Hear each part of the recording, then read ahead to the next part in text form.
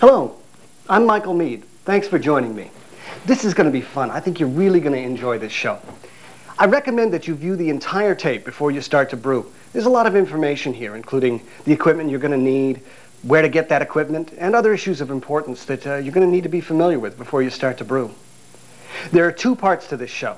The first is brewing. The second is bottling. Bottling is the same for every level of brewer, so no matter how advanced you become, you'll be using the same procedures.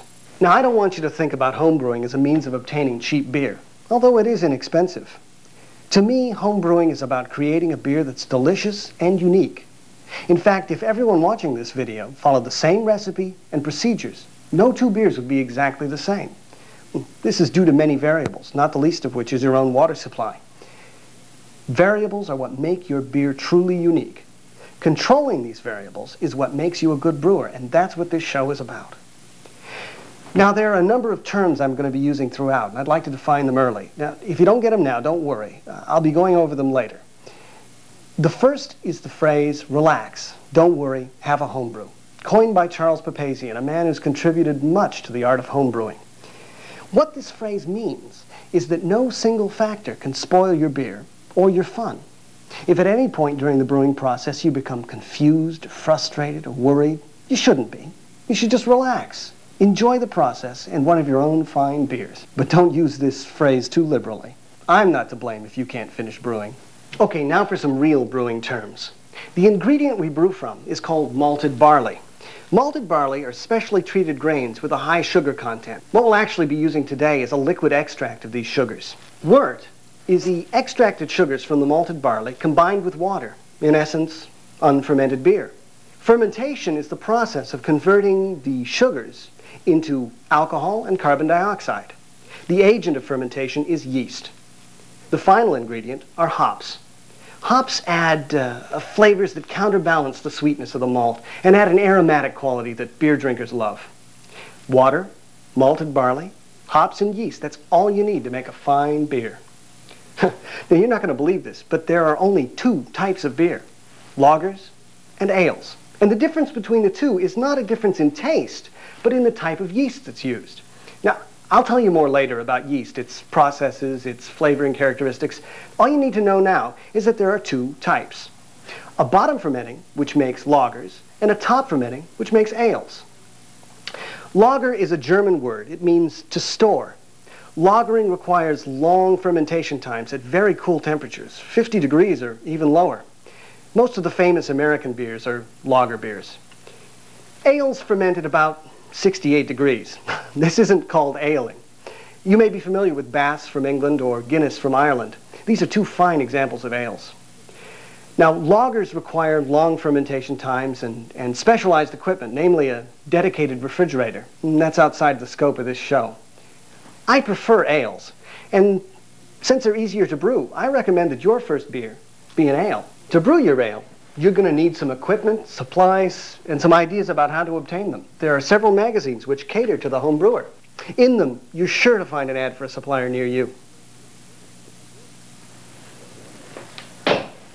Also, on the internet, you'll find many websites and discussion groups devoted to the home brewing hobby. There you can find all that we'll be using today and anything you could possibly need, with the possible exception of a new liver. The internet is a wonderful place to learn about this hobby and exchange recipes. The only drawback being you can't taste the beer. Now for the equipment you'll need. Start with a good pot. No matter how advanced a brewer you become, you're going to need one. And the bigger the better. I use a 5-gallon pot, which is the minimum size needed for an advanced brewer. Now, a beginner could get by with a smaller one, but make sure it's stainless steel. You see, the wort is slightly acidic, and if you used an aluminum pot, some of the aluminum could leach into your beer. Now, it's not been proven, but there is a suspected link between Alzheimer's disease and aluminum, so why risk it? You could use an enamel pot, but you've got to make sure that the enamel is intact, because if it's not, iron and rust could leach into your beer. It's a good idea not to skimp on the pot. I know they're expensive, but once you've got one, you won't need to buy another. Next, we need a stainless steel or plastic spoon. Sure, a wooden spoon looks nice, but we can't be sure it's sanitized properly. You'll need one of these, a stainless steel mesh strainer. You don't need one this big, but as you become a more advanced brewer, you'll want one. It's not a good idea to use a plastic strainer because it could break, defeating the whole purpose. You'll need a thermometer, one that can handle boiling temperatures and has easy-to-read increments. Probably the most commonly used thermometer in homebrewing is this, a floating thermometer. To use it, you simply drop it in the boiling wort. But what I like to use is this, an instant read thermometer. It measures temperatures very quickly. You can get these at houseware stores or even the grocery store. You'll need this little item here, a fermentation lock. Later, this will allow excess carbon dioxide out without letting air in. You're going to need a good supply of this half-inch plastic tubing. You're going to use this during both fermentation and bottling, so you might as well get about 10 feet of it. Next is this large plastic funnel. It's available both with or without this mesh insert. Now the mesh insert sounds like a good idea, but later when you're straining the hops out of your wort, this is going to clog quickly. That's why I like to use the mesh strainer I showed you earlier. What I have here is a simple household kitchen scale. It reads in ounces and fractions of an ounce. We're only going to use this to measure hops today, so you could probably get by with just eyeballing the amount you'll need. Probably the most commonly asked question about your beer is going to be, what's the alcohol content? Well, to calculate that, we use this little device here. It's called a hydrometer. You're not going to need to sanitize this. I have a few items down here I want to show you now. This is called a carboy. Yeah, it's just a 5-gallon glass water bottle. Now you could use one of the new plastic ones, but wort and hop residue tend to stick, and you'll have to scrub a bit to get it out. And that in turn could scratch the plastic, giving a place for bacteria to grow. Glass carboys are easy to clean, and they won't scratch. This device here is a rubber hood. It fits over the mouth of the carboy, like so. You see, there's a hole in the top. That's where you're going to fit the fermentation lock later. What I have here is a plastic 5-gallon bucket. This bucket's large enough for me to sanitize all of my equipment at once. And if you get one with a spigot like this, it's ideal for bottling. You can get these from your homebrew supplier. I got mine at a restaurant supply shop. But here's a warning.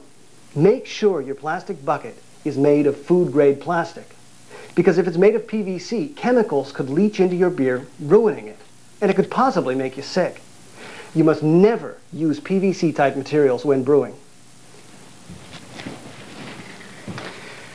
Well, that's all the basic equipment you're going to need for home brewing. But there is one optional piece of equipment I'd like to show you. This monstrosity is used for cooling your wort. Now, I made this by going to the hardware store and getting 20 feet of half-inch copper tubing. To the end, I attached half-inch plastic tubing with these clamps. Now, you could buy one of these through your homebrew supplier. It'll look better, but it won't work any better. This cools your wort in about 20 minutes. Now, if you don't wish to make or buy one of these things, you should have on hand about 30 pounds of ice for cooling your wort. But more about that later. We come to the single most important process in beer making. I don't care how advanced you become. This is the big consideration. Sanitation. Let me explain why. After the wort is boiled, and before the yeast has begun creating alcohol, the greatest threat to your beer is bacteria. Bacteria love sweet things. The one thing that can ruin a good beer is bacteria. Okay, stop panicking now. The worst thing that bacteria can do to your beer is to make you throw it away. The bacteria is not going to harm you. The worst thing that can happen, and I mean this, the worst thing is that you will have wasted some time and a little money. But since we don't want to throw away any beer, we must maintain constant vigilance in the sanitation of our equipment. Now, I've been brewing since 1979, and I'm not one of those anal retentive chefs you'll see on PBS. And I have never had a batch of beer spoiled by bacteria. So if you follow these instructions, and with a little common sense, you'll have no problem. Now here's how I sanitize my equipment. I filled my 5-gallon bucket with water and added a 1/4 cup of chlorine. Now that's ordinary household bleach, not the lemony or fresh scent type, just plain old bleach. And into that went my hood, my funnel, my strainer, everything. I've also filled my carboy with water and added bleach to that. Now remember, you've got to rinse this out thoroughly. Another thing to remember is to rinse off each piece of equipment before it comes in contact with your wort. We want as little chlorine in our beer as possible. Well, after all is said and done, the actual brewing process is remarkably simple. It's really not much more complicated than boiling water. But you'll want to keep in mind everything we said earlier, and of course relax. Don't worry. Have a home brew. This is the recipe we'll be using today. This can contains 4 pounds of pale malt extract. We'll need one of these. Pale malt is just one variety. There are many available. This can contains 1 pound of amber malt extract. Amber is another variety. This sized can is called a kicker. You use this when you want to add more sugar to your wort, but you don't want to add another full 4-pound can. In essence, it adds a little kick to your beer. This kicker will add a nice dark color to your beer. In all, we'll be using 6 pounds of malt extract. This will get us in the neighborhood of 3.5% alcohol. Now, the malt you use is the primary determinant of the style of beer you brew, and endless combinations of styles can be brewed with malt extracts. I've chosen this recipe today, and I think you're going to enjoy it. Okay, now the cans are open, and I can show you exactly what the malt looks like. On the top is the pale extract. Next is the amber, and on the bottom, the dark extract. When you're brewing, I encourage you to taste all the ingredients that go into your beer. First off, it tastes great, but more importantly, you'll be able to identify these flavors in other beers, and that in turn will help you when you design your own recipes. Okay, now we need to take the labels off the cans and warm the extract up. At times it's helpful to have a friend assist you when brewing, but in this case, Kevin will do. Kevin has placed the cans in a pot of water which will gently heat up. Please remember to open the cans before doing this. The heated extract may pressurize inside the can, and that can be dangerous when you open it. Also, you don't want to overheat the extract because it's really dense and it can burn. Burnt extract is caramelized sugar, and that's not a flavor we want in this beer.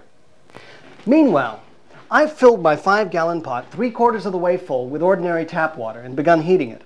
Now we want this at a rolling boil before we add our extract. The boiling water is going to sanitize the pot and keep it sanitized. Now if you don't have a 5-gallon pot, you want to choose a pot that will hold the contents of these 3 cans and an equal amount of water. An 8-quart pot is probably the minimum size you'd want for this. Okay, now the extract's warmed up. We're going to take the pot off the heating element. This is going to prevent scorching. And we pour the extract in. This part gets a little tough. We have to boil the wort for an hour. But we must stir the wort to prevent caramelization. And remember, the smaller your pot, the more concentrated your wort, and the more likely it'll be to burn. So stir often. While the wort's coming to a boil, I want to talk to you a bit about hops. As I said before, hops add bitterness that counter the sweetness of the malt. Hops also add a flowery flavor that's very characteristic of certain beers. Finally, hops add aromatics, or the smell. Now hops come in 2 forms. This is 2 ounces of compressed hops, and this is 2 ounces of whole flower hops. This is what the hop flower looks like. Now there are a wide variety of hops available. Ever since brewers began adding hops to beer, they've bred and crossbred a wide range of bitterings. The bitterness in hops comes from an oil, and that oil contains an acid known as alpha acid. It's abbreviated as AAs. Now, I'm sorry if this is beginning to sound technical. Just remember that hops are rated by their alpha acid content. And the higher the alpha acid content, the more bittering the hops will add to your beer. Luckily, we don't have to conduct chemical experiments to determine the alpha acid content of our hops. I have several varieties of hops here. The packages they were shipped in are airtight, so they'll remain fresh. But notice the label. The label lists the name and the alpha acid content of the hops. Now, just for demonstration, I've got the lowest alpha acid hop I could find here, and the highest alpha acid hop I could find here. If you add this to your beer, you won't notice a lot of bitterness. But add this, and you'll know what bitterness means. So why use either extreme? Well, that depends on personal preference and the style of beer you're brewing. But for today's recipe, I'll be using Liberty and Cascade hops. I like the flavors of these, and I think they'll add just the right amount of bitterness for the beer we're brewing today. Familiarizing yourself with the different variety of hops is an important step into creating your own beers. Now, the bitterness of these 2 hops is about the same, but I think the Liberty has a richer flavor. And remember, taste everything that goes into your beer. Now, to tease the different elements out of the same hops, we have to boil them for different lengths of time. If you boil the hops in your wort for 30 minutes or more, the flavoring and aromatic components are destroyed, leaving only bitterness. If we boil for 15 minutes down to about 5 minutes, we add flavors to our beer. And if we boil or even steep the hops for a minute or less, we get aromatics. Now to summarize, to get bitterness, we boil for 30 minutes or more. For flavoring, we boil from 5 to 15 minutes. And to add aromatics, we boil for a minute or less. Now for today's recipe, I'm going to be adding an ounce of Cascade hops for bitterness. For flavoring, I'm going to be adding an ounce of Liberty. And for aromatics, I'll be adding another ounce of Liberty. Oh, I guess the wort's come to a boil now. And we want to boil it for a full hour, so I'm going to set the timer for 30 minutes. Okay, 30 minutes have elapsed, and now we're going to add our ounce of Cascade hops.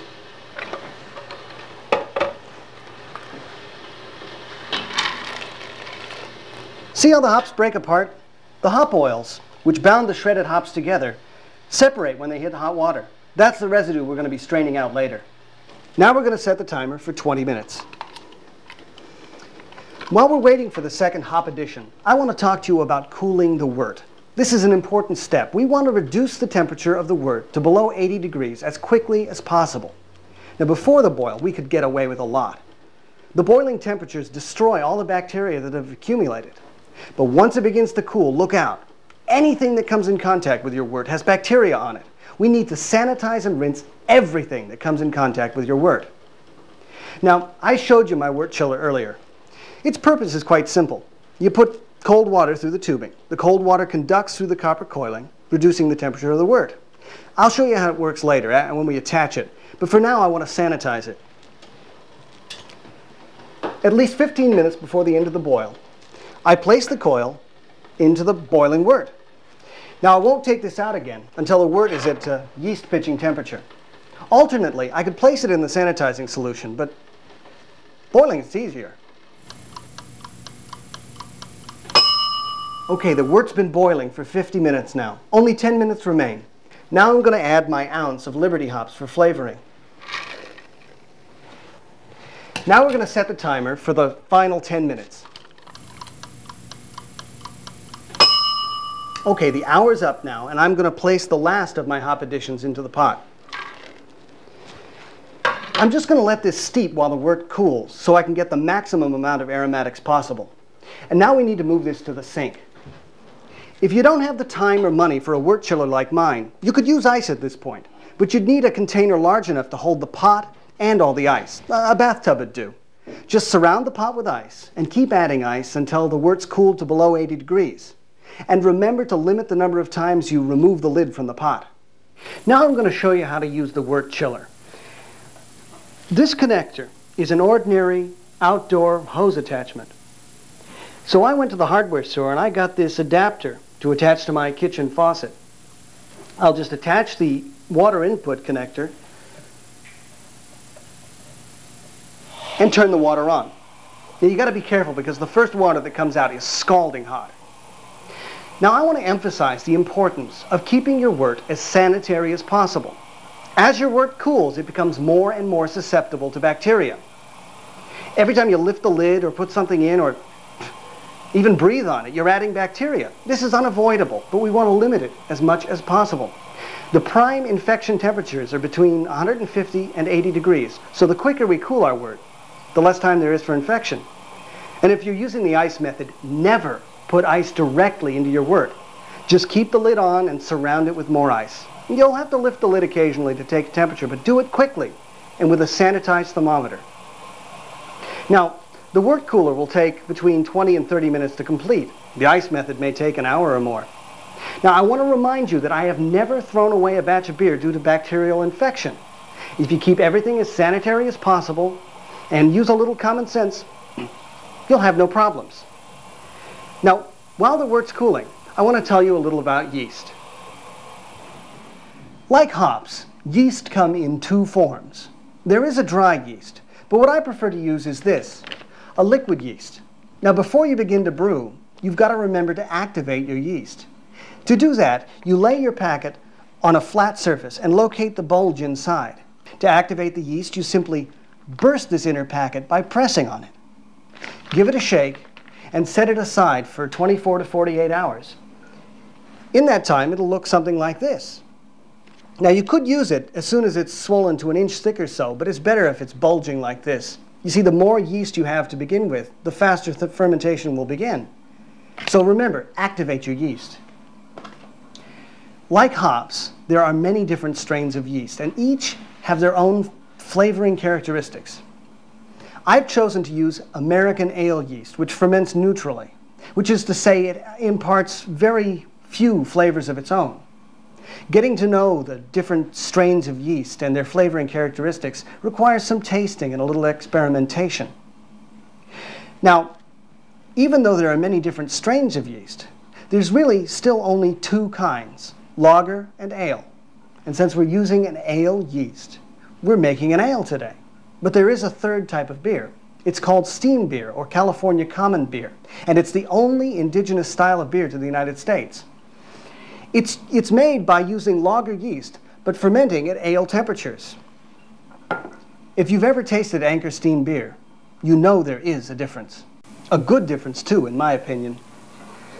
I want to talk to you a little about the yeast process. It's not necessary to know the first time you brew a batch of beer, but it helps explain why we do things the way we do them. Basically, there are 4 stages to the yeast process. During the first stage, yeast begins storing oxygen for the work ahead. Now, if there's not enough oxygen in your wort, you may wind up with a fruity tasting beer, or fermentation may not begin at all. During the second stage, the yeast uses the stored oxygen and some of the sugar to reproduce. The third stage is the all-important fermentation stage. That's when yeast converts the sugar into alcohol and carbon dioxide. Now, it's during this stage that the yeast imparts its characteristic flavors. Certain yeasts give certain flavors. That's why our choice of yeast is so important. The fourth stage is dormancy. When all the food is gone, the yeast goes dormant. But it's not dead. During bottling, we'll add more food, sugar. That'll revive the yeast, and the yeast will carbonate our beer. That's a very simplistic explanation of the yeast cycle, but it's all a beginning brewer need know. In reality, the study of yeast can fill up textbooks of information. I'm just trying to give you the most relevant information. Now, don't worry if you miss something or you can't connect with what I said. Don't worry. Just follow the instructions and you'll have no problems. It's not critical information for the beginning brewer to know the complete life cycle of the yeast. But as you grow in skill and want to control more variables, you'll want to know. Now let's get back to the beer.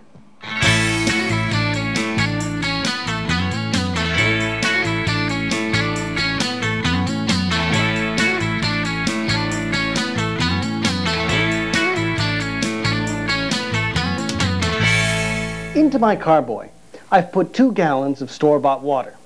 Believe it or not, we've rehearsed this, so I know we're going to need between 2.5 and 3 gallons to fill the carboy up to the proper level. Now we just take our sanitized and rinsed strainer and pour the wort.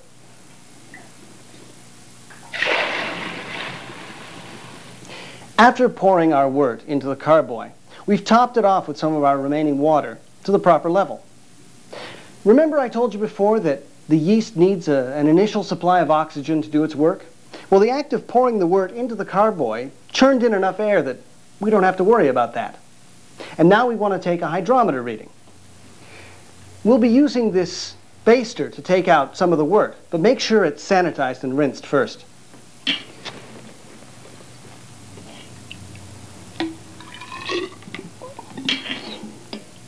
We're going to set this aside because now we're going to pitch our yeast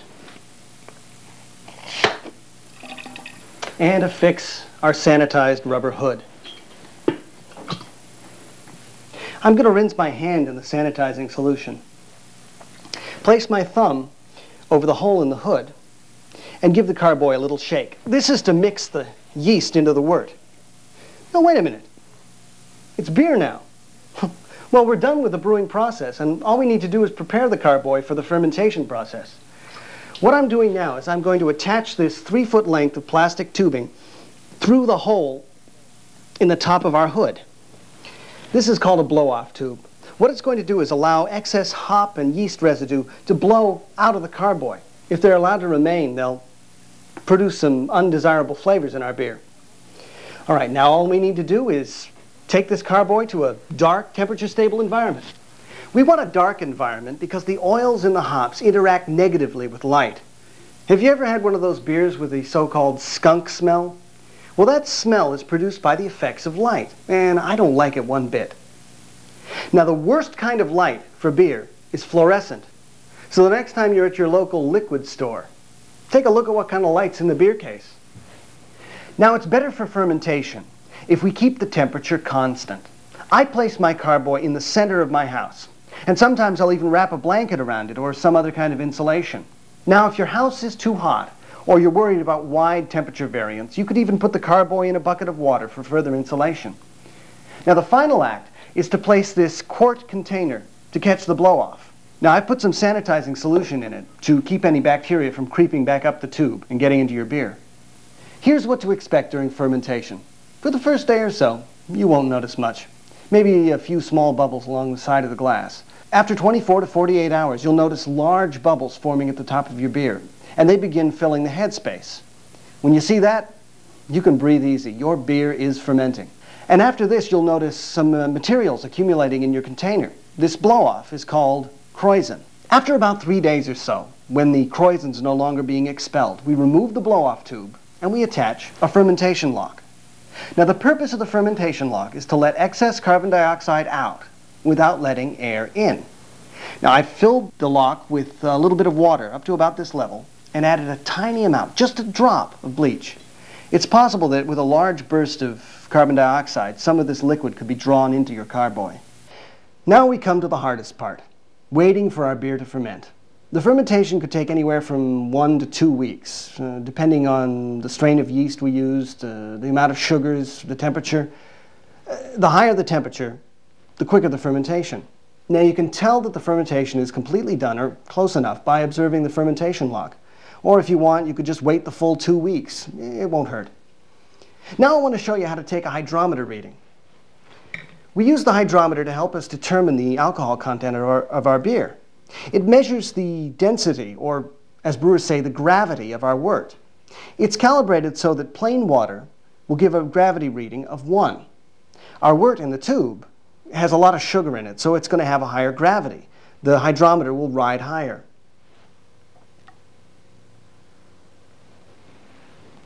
Can you read that? It says that our wort has a gravity of 1.034. But measuring the gravity of our wort does not give us the alcohol content. For that, we have to take a second reading after fermentation is complete. That'll tell us how much of the sugars have been converted to alcohol. I'll show you that during bottling. The measurement we just took is called the original gravity. You're going to want to write that number down so you don't forget it.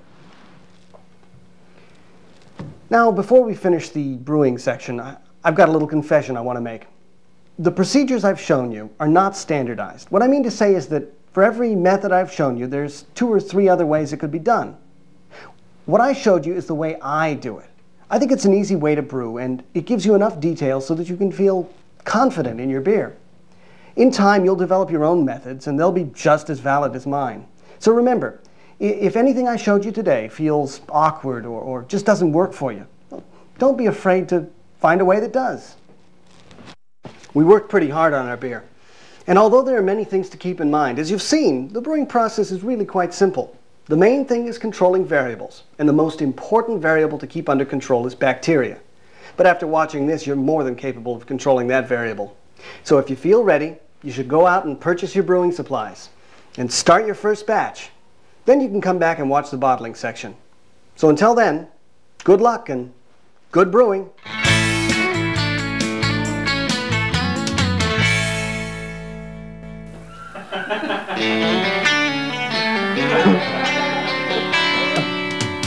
Come this way. Be swift. Go a little further. Go on. Ales. I've just elevated it to a brewing term. This is fun. Oh, this is the best part. The hydrometer reading. Oh boy, we got to the hydrometer reading. And I'll take my sanitized racking cane. What you do, is filled. You too.